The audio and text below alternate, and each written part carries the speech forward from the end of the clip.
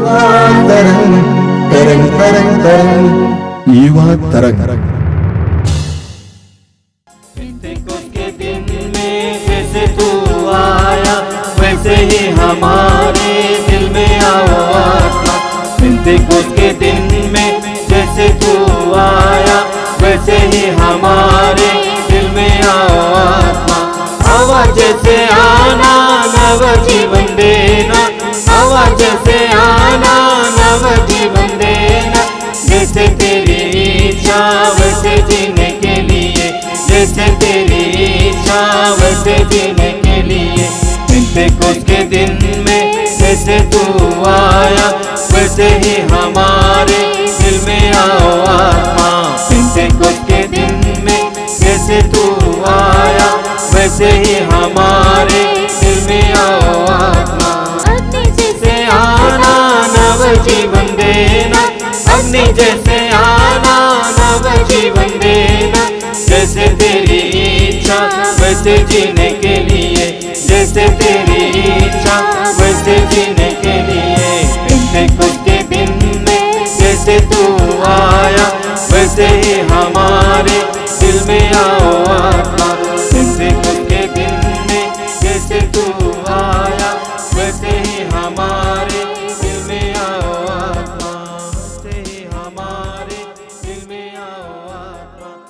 सभी युवा भाई बहनों को जयसु। मैं आपको बधाई देता हूं कि आप बराबर इस कार्यक्रम से जुड़े हुए हैं, और मैं आपसे अनुरोध करूंगा कि अधिक से अधिक युवाओं को इस कार्यक्रम से जोड़ें, क्योंकि ये आपके लिए है। मैं जानता हूं कि आप अपने प्रतिदिन के जीवन में बहुत ज़्यादा कठिनाइयों से गुजरते हैं। विशेष करके आपकी उम्र, आपकी अवस्था कुछ ऐसी है जब आपको कुछ ज़्यादा ही प्रलोभनों से गुजरना पड़ता है, परेशानियों से गुजरना पड़ता है, प्रतिकूल परिस्थितियों से गुजरना पड़ता है। ऐसी परिस्थितियों में कभी कभी कुछ लोग अपने को अकेला महसूस करते हैं। कितनी बार आपने स्वयं महसूस किया होगा कि मैं अकेला हूं, मेरे साथ कोई नहीं है। प्रभु यीशु ने कहा कि मैं पिता से प्रार्थना करूंगा और वह तुम्हें एक दूसरा सहायक प्रदान करेगा जो सदा तुम्हारे साथ रहेगा। और ये सच्चाई है कि आप यीशु मसीह में विश्वास करने के कारण आपके साथ एक सहायक है, और वह पवित्र आत्मा। पवित्र आत्मा की उपस्थिति का एहसास करना शुरू कीजिए। पवित्र आत्मा को सुनने का प्रयास कीजिए। मैं आपसे वायदा करना चाहता हूं कि आपके जीवन में आप अकेलापन महसूस नहीं करेंगे, और अपने जीवन में आप प्रभु की कृपाओं को देखेंगे। ध्यानपूर्वक वचन सुनिए। ख्रिस्त में मेरे प्यारे युवा साथियों, आइए आज हम पेंतेकोस्त की घटना पर मनन चिंतन करते हैं। पेंतेकोस्त की घटना को हम जानते हैं किस प्रकार शिष्य डरे हुए थे, लेकिन जब पवित्र आत्मा आता है वे साहसी बन जाते हैं और उन्हें क्या करना है उन्हें समझ में आ जाता है और प्रभु का प्रचार करते हैं। प्रेरित चरित्र अध्याय 2 पद संख्या 1 से 6। जब पेंतेकोस्त का दिन आया और सब शिष्य एक स्थान पर इकट्ठे थे, तो अचानक आंधी जैसी आवाज आकाश से सुनाई पड़ी और सारा घर जहां वे बैठे हुए थे गूंज उठा। उन्हें एक प्रकार की आग दिखाई पड़ी जो जीभों में विभाजित होकर उनमें हर एक के ऊपर आकर ठहर गई। वे सब पवित्र आत्मा से परिपूर्ण हो गए और पवित्र आत्मा द्वारा प्रदत्त वरदान के अनुसार भिन्न भिन्न भाषाएं बोलने लगे। पृथ्वी भर के सब राष्ट्रों से आए हुए धर्मी यहूदी उस समय यरूशलेम में रहते थे। बहुत से लोग वह आवाज सुनकर एकत्र हो गए। वे विस्मित थे क्योंकि हर एक अपनी अपनी भाषा में शिष्यों को बोलते सुन रहा था। जी हाँ प्यारे मित्रों, हमने देखा किस प्रकार शिष्य लोग एक साथ बैठ कर के प्रार्थना कर रहे थे और पवित्र आत्मा उन पर उतर आया, और पवित्र आत्मा के आगमन से उन्हें समझ में आ गया उन्हें क्या करना है। जी हाँ, हम यूहन्ना का सुसमाचार अध्याय 14 पद संख्या 16 में पढ़ते हैं, मैं पिता से प्रार्थना करूंगा और वह तुम्हें एक दूसरा सहायक प्रदान करेगा जब हम भी अपने परिस्थितियों में, अपने जीवन में प्रार्थना करते हैं, जब कंफ्यूज्ड हैं, जब उलझन में हैं, पवित्र आत्मा आ जाता है और हमें मार्गदर्शन दिखाता है कि हमें क्या करना है। जी हाँ, और शिष्यों के बीच में भी यही हुआ और अद्भुत कार्य वे कर पाए। शिष्य लोग आगे बढ़ते हुए, लोगों के बीच में चमत्कार दिखाते हुए, वचन बांटते हुए यीशु को कार्य को संभावित कर पाए। आइए हम बाइबल में से ही देखते हैं प्रिय मित्रों कि जहां पवित्र आत्मा आता है वहां अद्भुत कार्य होते हैं। मैं बाइबल की 3 मुख्य घटनाओं को आपके सामने रखना चाहूंगी जहां पवित्र आत्मा का सामर्थ्य उतरा और नई बातों को जन्म दिया। पहला, उत्पत्ति ग्रंथ अध्याय 1 में हम पाते हैं, अध्याय 1 पद संख्या 1 में, प्रारंभ में ईश्वर ने स्वर्ग और पृथ्वी की सृष्टि की। पृथ्वी उजाड़ और सुनसान थी, अतः गर्त पर अंधकार छाया हुआ था और ईश्वर का आत्मा सागर पर विचरता था। ईश्वर ने कहा, प्रकाश हो जाए, और प्रकाश हो गया। जी हाँ, हम इस उत्पत्ति ग्रंथ अध्याय 1 में देखा, ना कुछ से ईश्वर ने सृष्टि की रचना की। और आगे हम पूरे उत्पत्ति ग्रंथ अध्याय 1 में हम पाएंगे ईश्वर ने संसार की सृष्टि की। पवित्र आत्मा की सृजनात्मक शक्ति से ईश्वर ने संसार की सृष्टि की, मतलब संसार का जन्म हुआ। और इज़ाया नबी का ग्रंथ अध्याय 41 पद संख्या 18 में हम पाते हैं, जहां लिखा है, मैं उजाड़ पहाड़ियों पर से नदियां और घाटियों में जलधाराएं बहा दूंगा। मैं मरुभूमि को झील बनाऊंगा, जहां कुछ नहीं है, जहां शून्य है, जहां वीरान है, जहां सुनसान है। प्रभु का आत्मा आते ही वहां नयापन आ जाता है, वहां जीवन आ जाता है। हालेलुया। दूसरी ऐतिहासिक घटना बाइबल में से हम पाते हैं, लूकस का सुसमाचार अध्याय 1 पद संख्या 35। स्वर्गदूत ने उत्तर दिया, पवित्र आत्मा आप पर उतरेगा और सर्वोच्च प्रभु की शक्ति की छाया आप पर पड़ेगी, इसलिए जो आपसे उत्पन्न होंगे वे पवित्र होंगे और ईश्वर के पुत्र कहलाएंगे।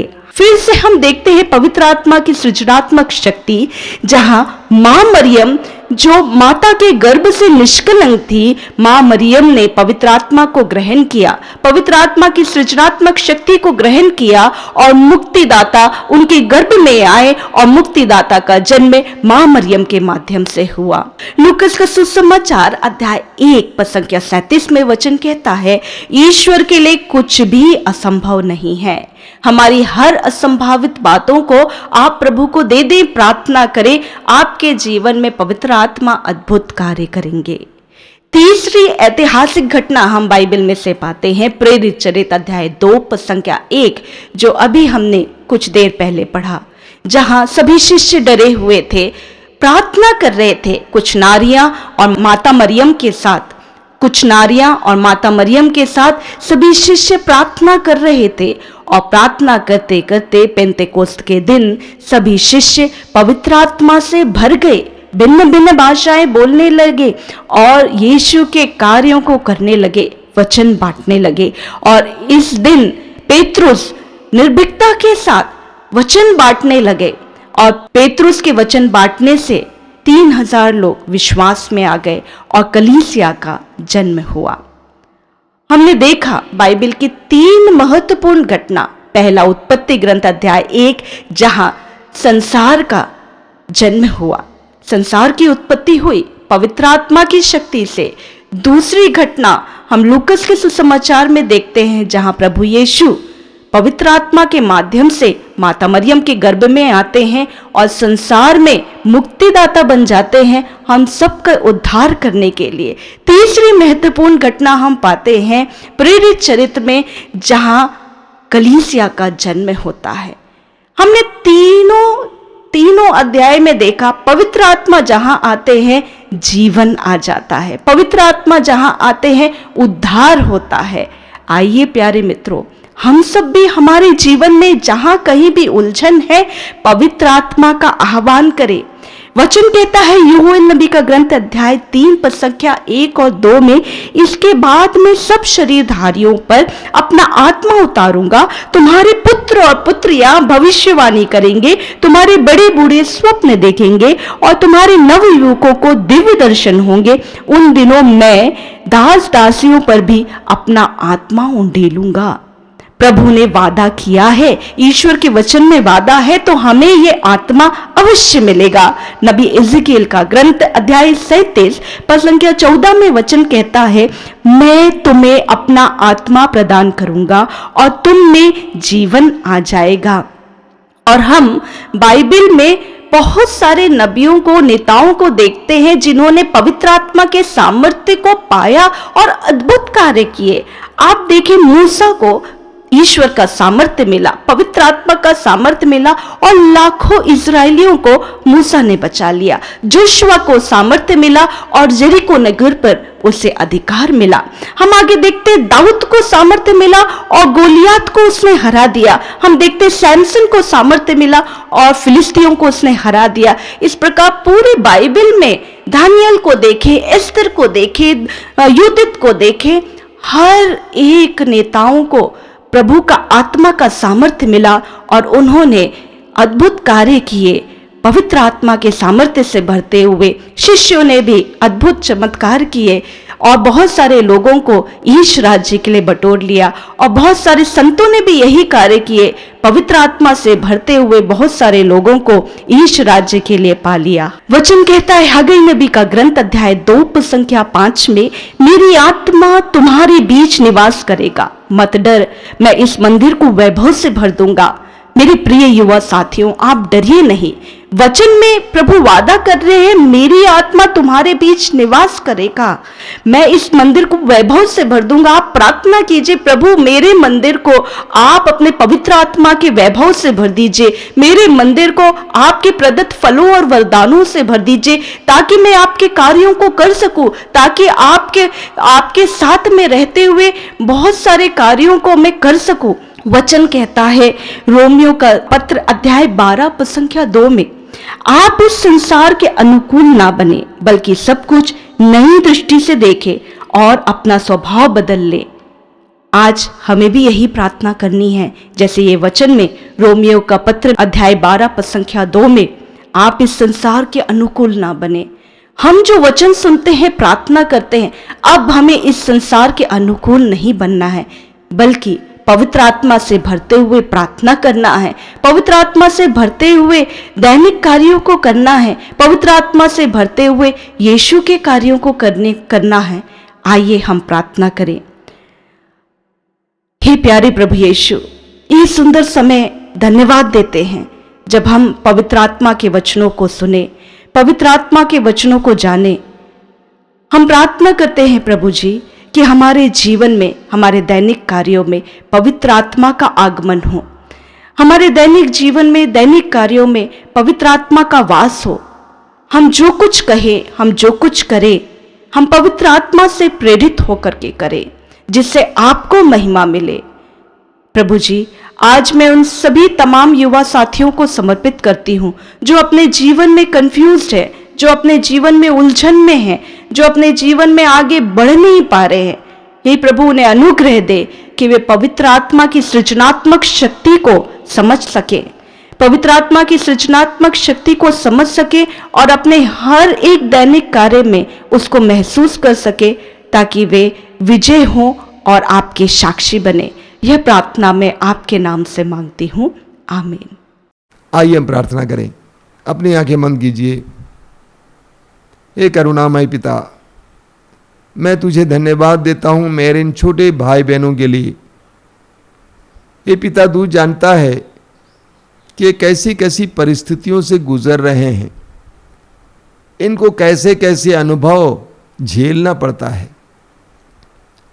मैं तुझसे प्रार्थना करता हूं, इनकी कठिनाइयों में, गंभीर परिस्थितियों में तेरे आत्मा का सानिध्य महसूस करने के लिए इन्हें कृपा देना।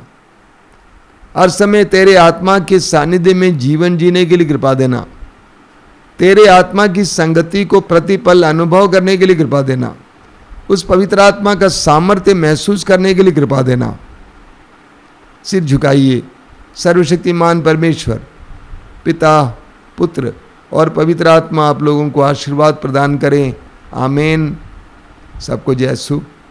पेंतेकोस्त के दिन में जैसे तू आया, वैसे ही हमारे दिल में आओ आत्मा।